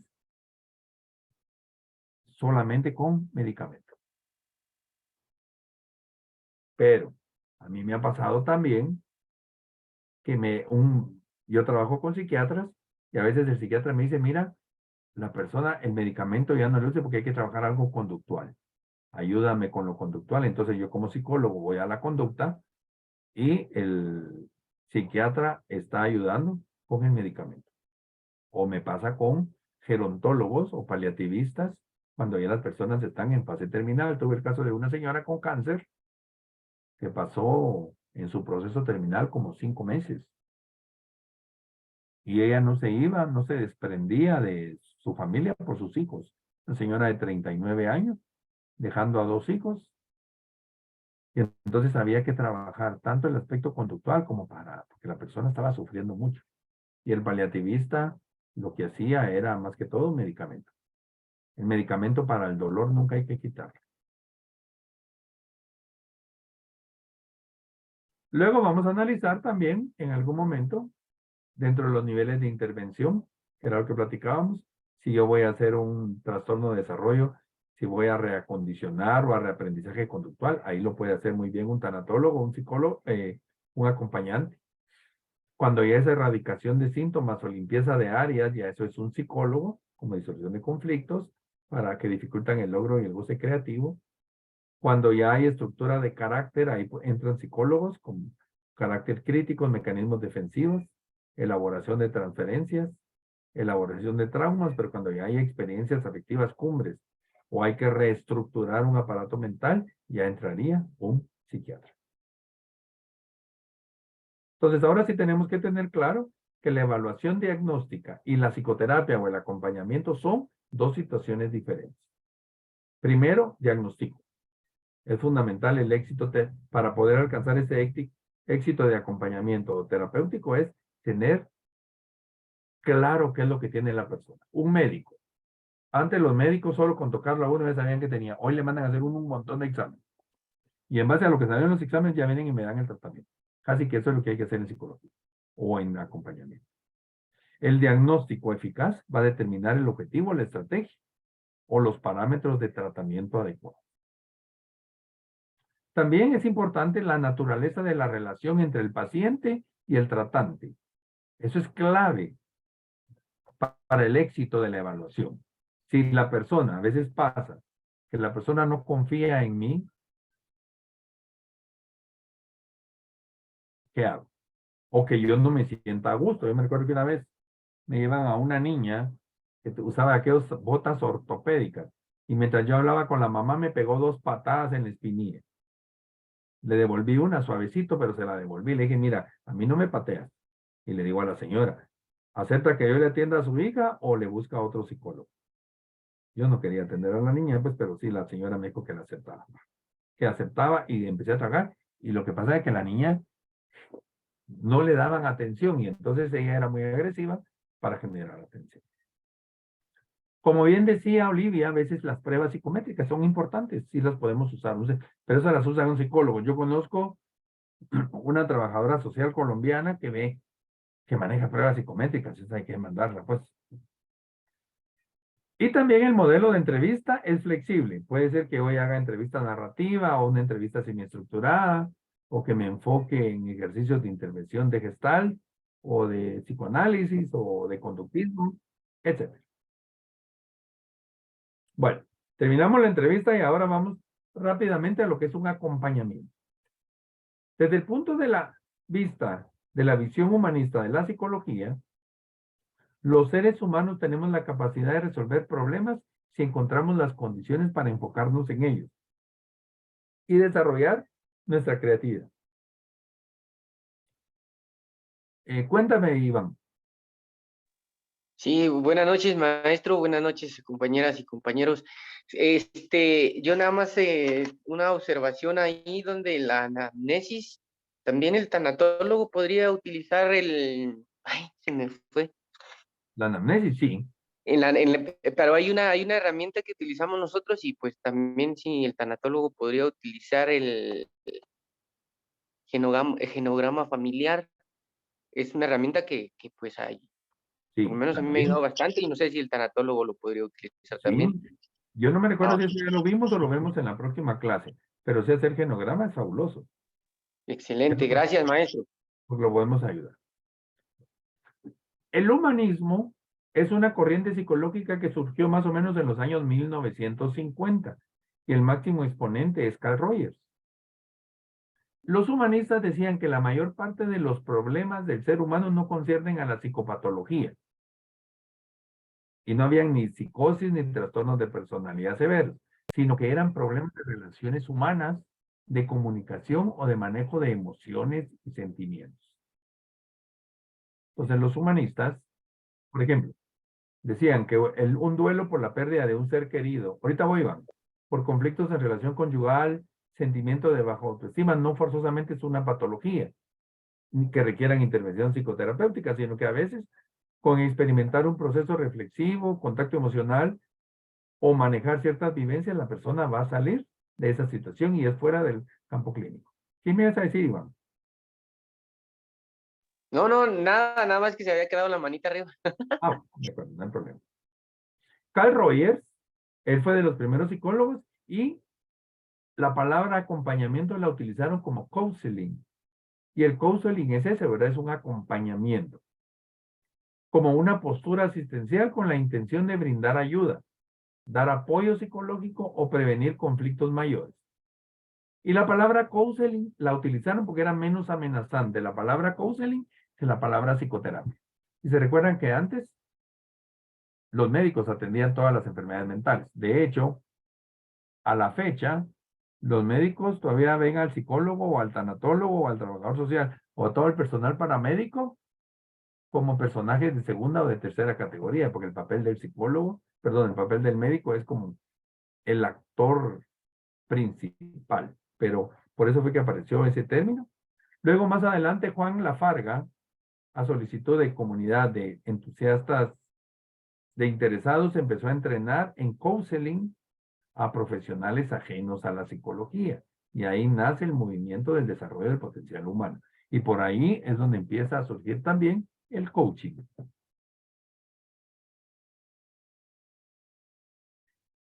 Desde el inicio de este movimiento humanista de counseling, se manifestó de forma clara y contundente un rechazo al modelo médico de atención de problemas humanos inherentes a la vida cotidiana. Y buscaban que cualquier persona con un perfil profesional o emocional adecuado y con entrenamiento necesario podía volverse en un facilitador, en un orientador de desarrollo humano. Y en este contexto, la palabra psicoterapia fue excluida de estas personas que acompañan. Por ejemplo, como decía Iván, un bombero acompaña, una comadrona acompaña, el brujo de la colonia acompaña, la señora que tira las cartas acompaña. Que eso sea bueno, que sea malo, ese ya es otra cosa. Pero hay personas que no van con el médico, sino que van con el brujo para que en lugar de medicina lo chilqueen. El papel de las creencias. Hay personas que le leen el futuro y también van. Conocí a un muchacho rumano que un día me dice, te leo el café. ¿Cómo así? Le dije yo. Te tomes el café y lo que quede abajo del café. Por supuesto que yo no creí en eso, pero me contó, me dijo un montón de cosas. Hay gente que cree en eso, pero esa ya es otra situación. Ahí es donde se ha prostituido la terapia, cuando encontramos estos fantoches que se aprovechan de las situaciones. Y hay un montón de motivadores. Por ejemplo, está este muchacho Calas, que es cubano, muy bueno, pero él no es psicólogo. Encontramos a la Laura en América y todas esas señoras que salen, que pueden ser grandes motivadoras y pueden dar acompañamiento y facilitación, pero no son psicólogos. Todos estos coaches que salen en los programas de ¿cómo se llama? De canto y todo eso, que dicen, cantaste mal porque lo que pasa es que en tu familia, cuentos, eso es cuento, ¿verdad? Pero eso es solo un acompañamiento. Para el movimiento humanista, ese término de acompañamiento es el más apropiado para sustituir el apoyo psicológico. Fíjense que los humanistas no hablan de psicología, hablan de seguir, de conducir, de escoltar, de agregar, de añadir, de unir, juntar, asociar, asistir, auxiliar, escoltar, proteger. Todo eso es acompañamiento, pero no dice ahí nada de terapia. El acompañamiento va a ser un servicio de apoyo profesional a través de una acción preventiva y de orientación a personas, grupos o instituciones que necesitan apoyo para tomar decisiones. Por ejemplo, un acompañamiento puede ser la iglesia. Un acompañamiento pueden ser estos grupos, por ejemplo, a nivel espiritual, estos grupos de FINEC para hombres, Fraternidad Internacional de Hombres de Negocios, del Evangelio Completo, o de las damas no sé qué de Rotaract y todas esas cosas, pueden ser apoyo. Y estas instituciones o las personas, además de brindar orientación, pues lo que dan es apoyo, contención emocional, discusión de temas existenciales, planificación de vida, establecimiento de metas, y los principales temas a tratar son duelos, crisis vitales, accidentales, conflictos personales e interpersonales. Perdón ustedes, pero me están llamando por un paciente.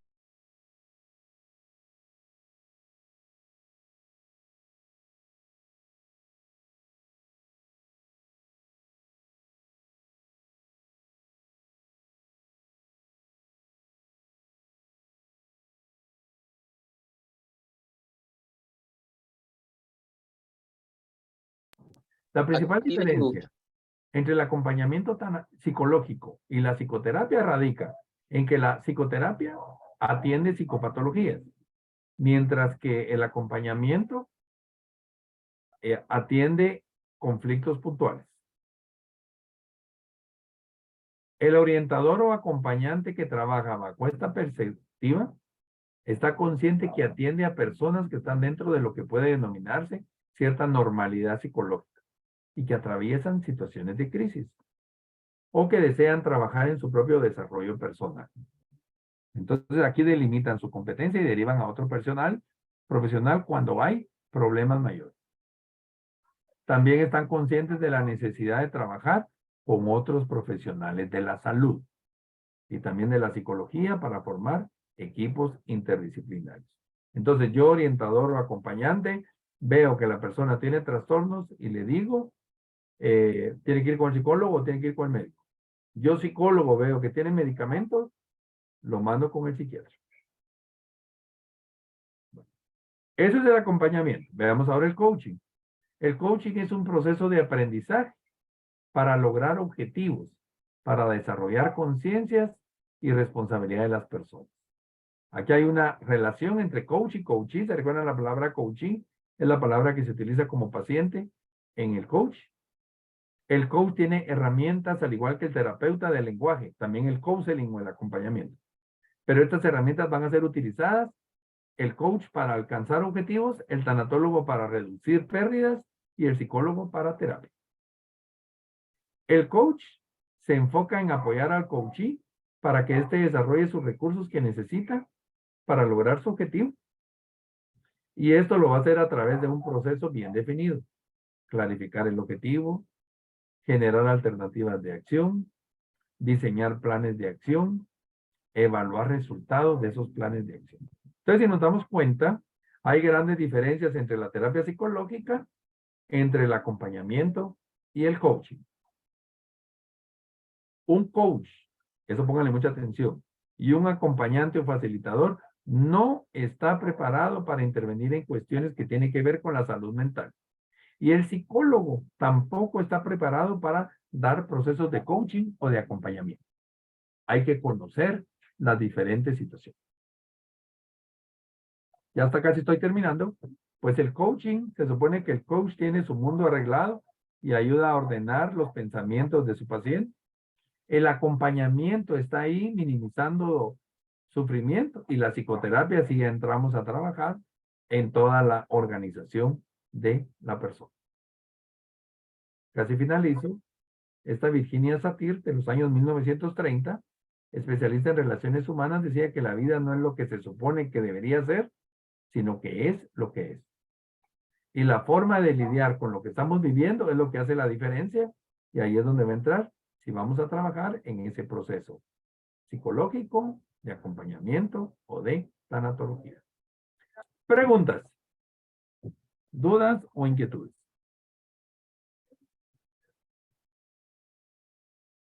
¿Mucha información hoy? Sí, dice Lidia. ¿Comentarios, por favor?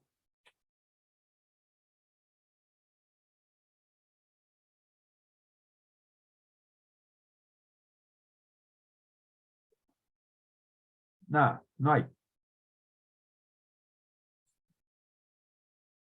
Olivia, Maestro, hermano.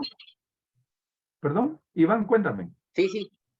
Pues yo quería nada más hacer un comentario y pues a mí me parece, sí es bastante información, mucha teoría, ¿va? Pero realmente es bien interesante la manera que usted nos ha planteado durante todos los módulos que ha compartido con nosotros y creo que, bueno, la teoría, por supuesto, es muy importante, pero, por ejemplo, a mí aprendo bastante desde su experiencia. Entonces, sígale así, por favor, y muchas gracias. Muchas gracias. Gracias, Iván. Cuéntame, Alejandra. Gracias. Sí, yo tengo una duda, pero con relación a la reglita que mostró sobre el nivel de gravedad. Estoy atendiendo a una niña de 10 años y ahorita que usted mencionó lo de psicosis, solo quería como aclarar si ya no es, o sea, si estoy en un punto en donde ya definitivamente lo tiene que tratar un psiquiatra, porque la mamá refiere que la niña constantemente, a cualquier hora del día y en cualquier momento, le dice, o tiene como pensamientos catastróficos en donde constantemente le dice, mamá, ¿verdad que yo no voy a tener cáncer? O mamá, ¿verdad que yo no me voy a enfermar? O mamá, ¿verdad que yo no me voy a convertir en hombre? Pero es constante Eso es y, inseguridad. ¿perdón? Eso es inseguridad. ¿Quién Y le ha provocado la inseguridad a esa niña? la verdad es que es, tiene 10 años, pero la mamá lo que me dice es que ni siquiera, no entiende ni por qué podría ser, si le brindan como atención, si no es una niña como descuidada. Ella pensó que era por llamar la atención, pero incluso en momentos en donde ella definitivamente le está prestando atención, cuando van como camino al colegio o la va a recoger al colegio y ella está interesada como en saber cómo le fue y todo, lo dice, o sea, y ella en un momento pensó que era por llamar su atención de cuando ella estaba ocupada en trabajo o con la hermanita tiene autismo, entonces incluso llegó a pensar que era también por eso, pero ya la mamá también creo que está entrando en una etapa en donde también ella ya lo está como, o sea, como que ya no lo sabe manejar, porque definitivamente ella me dice es todo el día, a toda hora, y ya no es ni siquiera, creería yo, por llamar mi atención. Pero y cuando hablo con la nena, digamos, me cuenta más o menos como lo mismo de la mamá, pero, por ejemplo, en la última sesión, ella me dijo: "Ay, es que estoy obsesionada". Y yo: "¿Cómo así? ¿Qué significa eso?". "Ah, no sé, pero eso me dijo mi mamá". Entonces, también siento que la mamá ya le está poniendo como palabras a ella. Ahí la señora necesita asistencia psicológica. Ujú, La niña tal vez no, pero ahí me estás diciendo algo, autismo. ujú, Entonces ahí puede ser que haya también alguna situación fenomenológica o eh, habría que analizar dentro de la anamnesis si hay algún trastorno en los papás, por ejemplo. ujú, Por ejemplo, o sea, me lo voy a inventar. A lo mejor son primos, hermanos, papá y mamá. Por ejemplo, eso pasa mucho en Petén. En Petén hay muchos problemas de personalidad, porque como era una colonia muy cerrada, se casaban entre familiares. Por ponerte un ejemplo, no es que esto sea, ¿verdad? Ajá. Pero puede ser que la niña haya oído situaciones catastróficas del autismo. Y entonces la niña tenga temor a ser autista. Entonces ahí habría que hacer en algún momento alguna regresión. Entonces tú le preguntas, a ver, dime por qué piensas que puedes tener cáncer. Es que mi mamá dice, interesante. Es que mire, lo que pasa es que como mi hermanita la atienden, porque como es autista y le pasa eso, yo no quiero ser así. Ujú. Entonces, ahí vas a hacer tienes que hacer una entrevista narrativa. Y ver, ahora, si hay problemas, por decir, digamos que tiene una enuresis. Para los no psicólogos, enuresis es hacerse pipí en la cama o en la ropa. O tiene una encopresis, o hacerse popó. Ujú. Entonces ahí sí hay que analizar primero con un médico para ver si no hay lesión cerebral. O, por ejemplo, una persona que ha sido violentada sexualmente en su casa, una manifestación es la enuresis. Entonces, Sí, creo que tienes que investigar un poquito más en la chica y sentarte con la mamá, pero no para hablar de la chica, sino con la mamá vas a hablar de la mamá. tengo entendido que la señora tiene un proceso psicológico con otra profesional y sí sé que la señora el proceso lo trae como de unos 4 años para acá. Entonces, yo no sé si eso también ya no es proceso, sino que es más una cosa de Es un como mecanismo de de defensa de ajá, ajá. y a quien le está afectando es a la niña. Entonces, lo que tendrías que hacer, eso sería lo que yo haría, ¿verdad? Pedirle a ella si puedes platicar con el psicólogo de ella. Sí, pues. Porque a lo mejor también a veces pasa, ¿verdad? Que con el psicólogo ella está manejando un clavo, lo que alguna de ustedes me dijo, y está mintiendo. Y el clavo es de la señora y se lo está endosando a la pobre muchachita. Estoy suponiendo. Entonces a veces como que hay que confrontar y que la señora te dé que te dé la información o el poder contactar al psicólogo o preguntarle, mira, la niña tiene 10 años, ¿cómo está ella en su proceso de su menarquia? ¿Cómo va cómo se llama, su desarrollo psicosexual? Sí, Eh, porque la niña habla hasta así como entre sus pensamientos. La niña refiere que es una ella le llama voz internal, y que esa voz internal le manda mensajes en donde le dice que se va a enfermar de cáncer, o se va a convertir en espérame, hombre, o se va a ¿dijiste voz enfermar. internal o infernal? No, internal, Ah, así le bueno, llama la niña. Ajá. bueno, esa Y que entonces palabra alguien se le enseñó. Entonces ahí si te metes con Carl Jung, tendrías que revisar arquetipos, qué arquetipo le está mandando la mamá, o no sé si tendrá papá. sí, sí tiene. Em, y por ejemplo, cuando me habla ella de eso, bueno, eso es lo que refiere la niña, de esa voz. Entonces, que cuando esa voz se activa, es cuando empieza entonces con la mamá. Mamá, ¿verdad que yo no me voy a convertir en hombre? Mamá, ¿verdad que a mí no me va a dar cáncer? Mamá, ¿verdad que? Pero como que esos son los pensamientos más recurrentes. Entonces le vas a preguntar a la niña, a ver cómo empieza tu conversación. Explícame qué es para ti esa conversación internal y cómo empieza, qué días lo tienes. Ujú. Porque, y puedes trabajar mucho. ¿Conoces? ¿Tú eres psicóloga, Alejandra? Soy consejera psicológica. Vale. ¿Sabes manejar las fábulas de Dios? ¿Sí? Fábulas de Dios es una prueba. Ajá. Sí, Usa la he visto, no la he aplicado yo. fábulas de Dios te puede ayudar. Porque las fábulas Okey. de Dios a lo mejor hay algún conflicto muy interno, padre-madre, un complejo de Edipo no resuelto o algo por el estilo.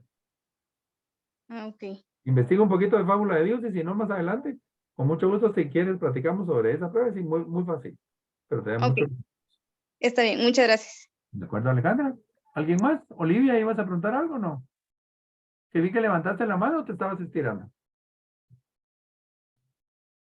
Bueno, los voy dejando por acá porque como les comentaba, tengo que ir a visitar personas por duelo. Y tengo todavía algunas actividades que hacer. Pero como siempre, estamos para la próxima semana, miércoles jueves es, ¿verdad? Jueves 20. Jueves 20. Después de la revolución nos juntamos un ratito para trabajar. ¿Sí? Que tengan una feliz noche. Igualmente, licenciado. Sí, muchas gracias por todo. Feliz noche. Gracias, gracias. Buenas noches. Gracias.